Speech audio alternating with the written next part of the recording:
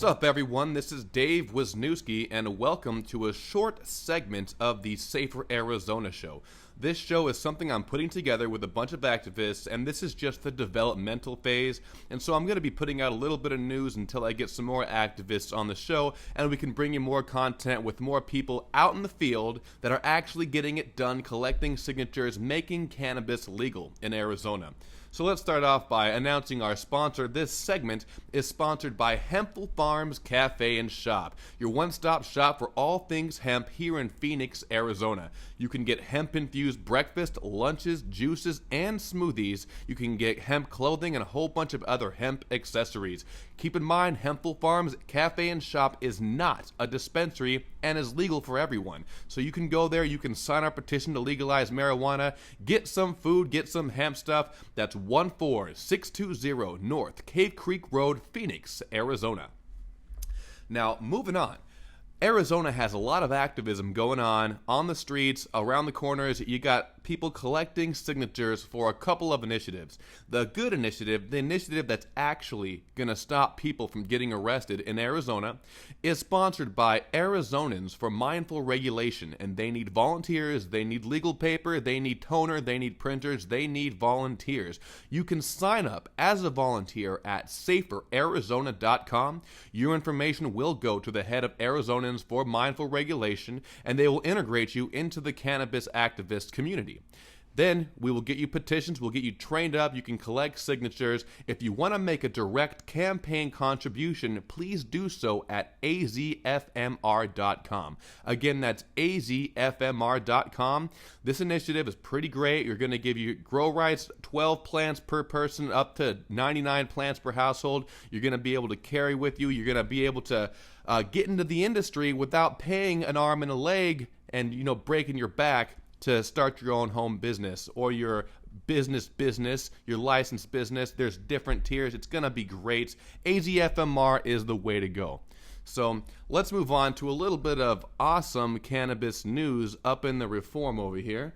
Let's pull up the browser here for a second. We've got the Arizona Court of Appeals in Tucson had recently ruled that the smell of marijuana cannot be the only basis for searches. Now, a lot of us drive around with the smell of pot in our cars, and I'm not necessarily sure if that applies to your vehicle. It does apply to your home. If you've got a joint being smoked on your back patio and the smell's going everywhere, your neighbors can't just be like, "It smells like pot, call the cops," because the cops can't be going over here and searching people's houses just because it smells like pot. We've got medical marijuana in this state. These cops have been harassing patients since the beginning. Patients have still been going to jail. They've been getting, for example, grow rights. We had 12 plants per person for patients before the 25-mile law was enacted, and we've got friends who've been approached by the cops. Their grow have been infiltrated. They see these beautiful big bushes, and they break off branches, and they're like, "Oh, you got 14 plants,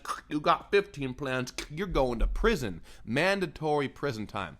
The big thing about the Arizona medical marijuana law that really sucks is it never really took care of the original prohibition. It laid one law on top of another law. So anything that was not covered in the Arizona Medical Marijuana Act resorts back to the old law, which makes everything a felony for your first-time offense. So you get caught with 12 plants, you're going to prison. You're going to prison. It's no ifs, ands, or buts. You're going down. And it's very, very vague on what counts as that 13th plant. So patients are at risk, and this is why, we're driving around as patients, and we're still scared. We're still tripping out. Why are we tripping out when medical marijuana is legal? My card's about to expire. I got to get a new one. So one day I'm legal, and the next day I'm a felon? My PTSD didn't go away in one day, I shouldn't have to be fear of my life of going to imprisonment just because I can't afford to pay $375 to get my card renewed after one day. That's a lot. In Arizona, it's the highest in the nation. California's like $45. Other states are usually under $100, but we're sitting here almost $400 just to get your medical marijuana card, and a lot of these people are terminally ill. They're on fixed incomes, cannot afford that. We got to do something. There is another ballot initiative running around Arizona right now that's supposedly trying to remove those patient fees so that we can have easier access to medical marijuana for patients. So let's move on to the next topic here. In the news, recently, you've got the Daily Chronic telling you Arizona marijuana legalization drive collects 50,000 signatures in 10 weeks. Well, that would be great. That would be great, assuming that that initiative they're talking about actually has anything to do with legalization, but they're not. You scroll down, you start reading the article, and they mention Arizona's campaign to regulate marijuana like alcohol. Well, that's the Marijuana Policy Project, and they're out here. They're trying to regulate marijuana. Well, let me tell you something. Right now, marijuana is regulated today. It's regulated to be illegal, and it's going to be continued to be regulated to be illegal. The Marijuana Policy Project's initiative is a more complex form of prohibition. It does not legalize cannabis. As a matter of fact, the word legalization does not occur in their initiative, not even one time. So they don't even claim legalization. The only one claiming legalization is the news and the media, and the MPP's like, oh, we're not going to tell them not to say legalization. Let them keep saying it's legalization. People are going to think we're legalizing it.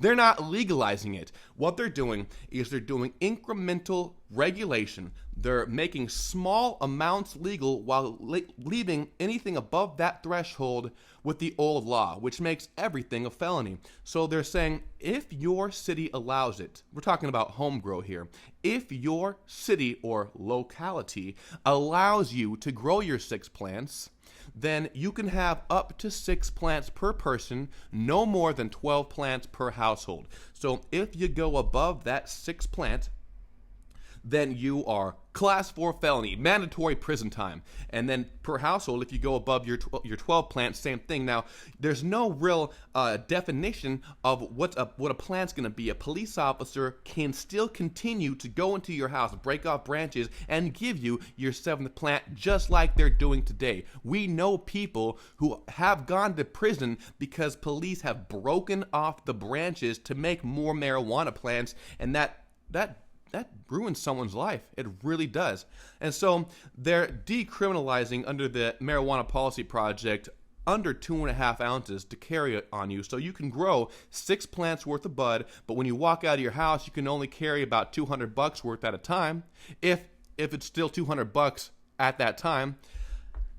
And if you go above that amount, a half a gram over that 2.5 decriminalized amount, then you're going to jail. That's the class 6 felony. You are going to jail for anything above that amount. So what this is doing is it's putting the worm on the hook. It's just enough to be like, oh, look, something cool. There's a worm hanging. But when you expose yourself, all these people coming out, these brand new pot smokers, the old pot smokers, all feel like, oh, I could finally come out now.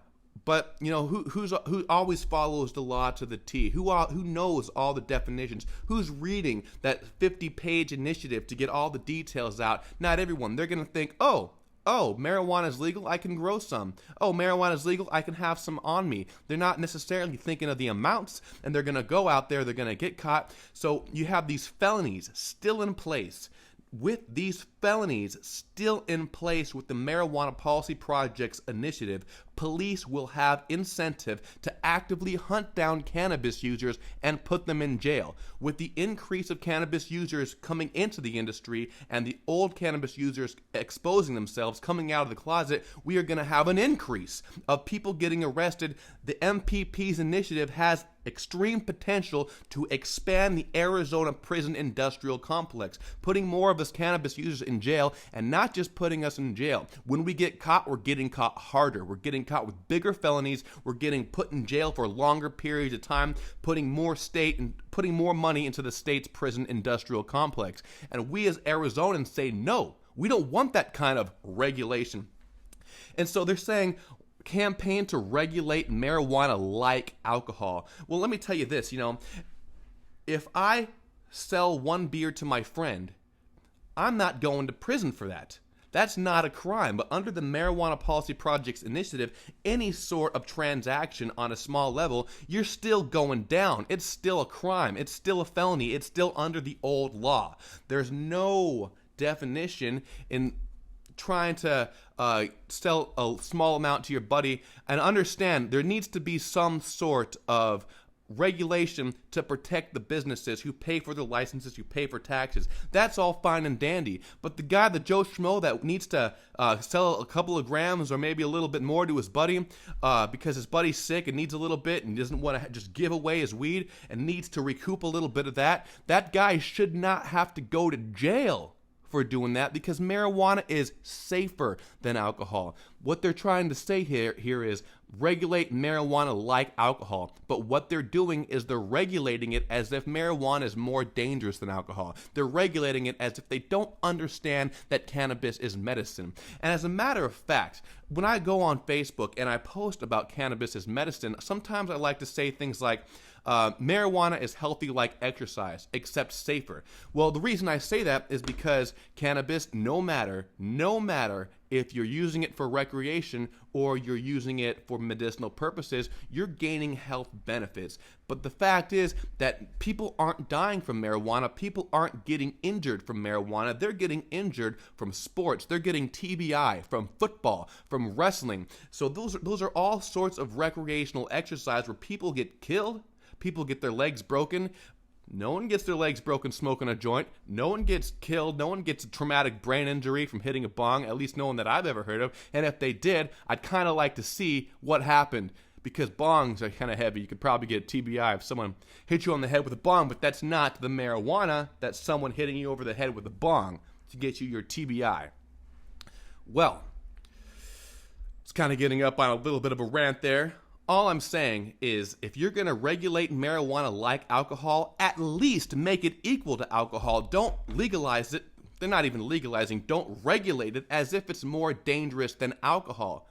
We understand that you don't understand. Cannabis is medicine. Cannabis is safer than alcohol. It's time to treat it as if it's safer than alcohol, not more dangerous than alcohol. It really puts a lot of fire and passion in us people who are actually out there trying to save lives, and we have this foreign entity coming from DC hiring citizens to pose as people who care about the community but really don't. They're all just making a fat paycheck. We don't make paychecks doing this as activists. We put in our money as activists. We go out there on the street and we lose money because we're putting in our time away from our jobs so we can help our communities. That's what volunteers do. You guys aren't volunteering. You guys are getting paid to screw people over so that you guys can have a big control over an industry that you don't deserve to have because you're not even from our state. Boo.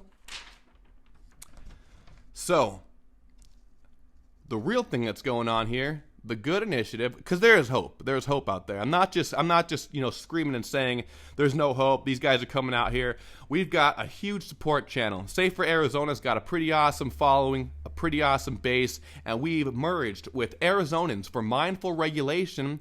Go to azfmr.com, make a campaign contribution today. Look through that initiative. If you go to azfmr.com and you go to our initiative, there will be a drop-down menu, and there will be a comparison chart of the AZFMR initiative, and right next to it, the Marijuana Policy Project initiative. It's laid out for you, not in black and white, also in some color, so you guys can have a little bit easier time comparing back and forth, because the initiatives are pretty long. They're like 50 pages long. People don't want to sit through that. I encourage you to if you want to, but if you don't want to, azfmr.com has that comparison chart, and I will be putting it up underneath the description so you guys can all get a look at it whenever you want in this video. So, I've been talking about like the Marijuana Policy Project as if they are the foe, and in a lot of ways, they kind of are a foe to the Arizona people. If more people are getting arrested under the guise of regulation, then that's bad. That is bad. We do not want that. We need real legalization. We need people to not get arrested for consuming cannabis. Ordinary people should not be going to jail for this. Jail is not a place for cannabis users. I was arrested 3 times when I was a kid. I was just a kid and they were trying to put me in jail. I was locked in a cage with rapists, sex offenders, violent criminals, robbers, and I was packed in. It was like nut to butt inside that place. And I'm like, I don't belong here. I'm just a goofy kid who likes to smoke pot. What am I standing here next to all these criminals? And they're trying to tell me all the cool stuff they did. They're like, oh yeah, I stabbed my girlfriend. That's why I'm here. And I'm like, dude, I don't want to stand next to you. This guy just stabbed his girlfriend. And I'm just sitting here because I had $10 worth of pot, and I'm sitting here next to these violent people. I should not have been put in that situation, and we should not be putting other kids in that situation as well. Our foe. It says here, East Valley Tribune.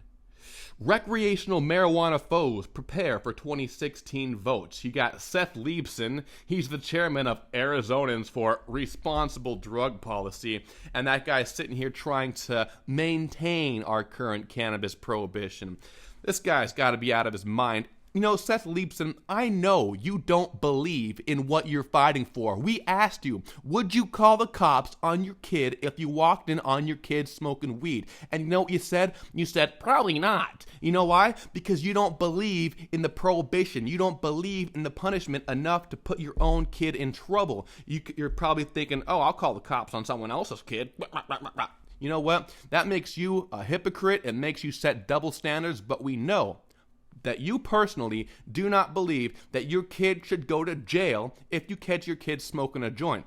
You also went through a list of all these different conditions you would have to go through where your kid, you would try to, rehabilitate him yourself, and then you said, if it got bad enough at some point in time, then you might get law enforcement involved. Well, Mr. Leibson, in your scenario you described, you let your kid smoke pot for a prolonged period of time. You let your kid be a criminal. That is not what your organization is trying to allow. Your organization is strict. If you have marijuana, call the cops on your kid. You need to send your kid to jail. That's what you guys are pushing for.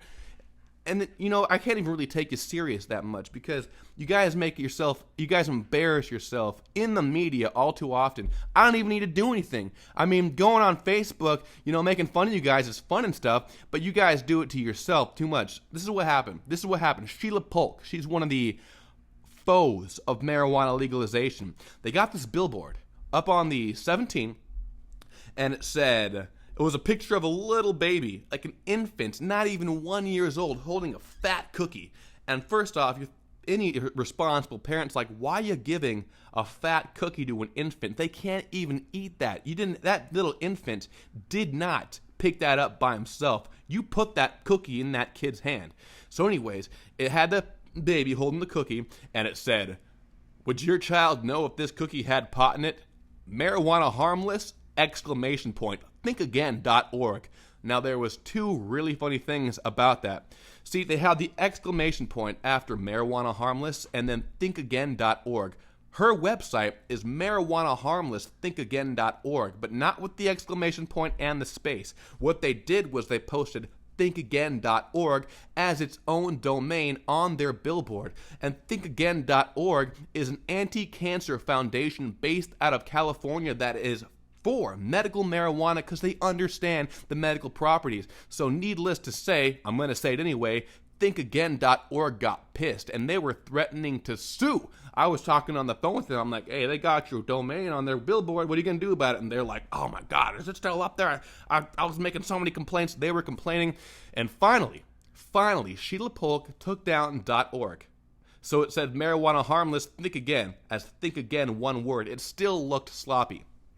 And that was just their errors on their own billboard, which was really funny. And it was on Phoenix New Times that they were putting up the wrong domain name. I mean, you would expect the stoners to make a mistake like that, not the opposition to legalization. Well, to continue, they're all putting these billboards saying that maybe after 30 years of use, you might lose up to 8 IQ points. Starting from a teenager, or your kids smoke pot, later on they'll lose IQ points, and then they got the baby with the cookie. All of these examples are examples of negligent parents who allowed their kid to smoke pot. So what they're doing is they're trying to justify prohibition through negligent parents. But we got to tell you, negligent parenting does not justify prohibition. Kids eat those Tide Pods and they go to the hospital. Is there Tide Pod prohibition? Party balloons are choking hazards. Kids choke on those. Are we going to have party balloon prohibition? Are we going to start going after people who buy balloons and putting them behind bars? No. More kids choke and die from party balloons than have ever died from marijuana. Matter of fact, no kids ever died from marijuana. Sheila Polk likes to point out that kids eat marijuana and then they go to the hospital. She doesn't like to point out that every single kid who ever went to the hospital on marijuana alone left the hospital healthy and fine, happy. But she thinks just because they went to the hospital, we need to maintain prohibition. In my honest opinion, this is my honest opinion, I'm not a doctor, but I believe Sheila Polk is a psychopath. A lot of people don't disagree with me. Even people who don't even know about her marijuana hatred. Yeah, Sheila Polk is a psychopath. She's kind of nuts, man. Going out there, prosecuting people heavily over non-toxic medicinal flower buds that never killed anybody, that's saving lives. This chick needs a reality check. I think that we should push for Sheila Polk to get a psych evaluation. Who's with me? I mean, seriously, if we got all in a group and be like, you know what? I know Sheila Polk is the Yavapai prosecuting attorney, but there's a large community. We think that she's a little bit crazy and that she is incompetent for her position. We need her to have an evaluation in the brain. Sheila Polk, I think. Well, that is this short segment here, SaferArizona.com. Again, please check out azfmr.com. Arizonans for Mindful Regulation. They need your help. They need your donations. They need legal paper. They need printing cartridges and printers. If you have an industrial printer, let us know. We need to use it. We are doing a really good job printing petitions, but we need the community support and getting more out there. We have meetings every Sunday. They're training meetings. We're training volunteers at Hemphill Farms Cafe on how to collect these signatures, and then we're handing out petitions to those who want to collect signatures. That's every Sunday, 1 p.m., 14620 North Cave Creek Road, Phoenix, Arizona.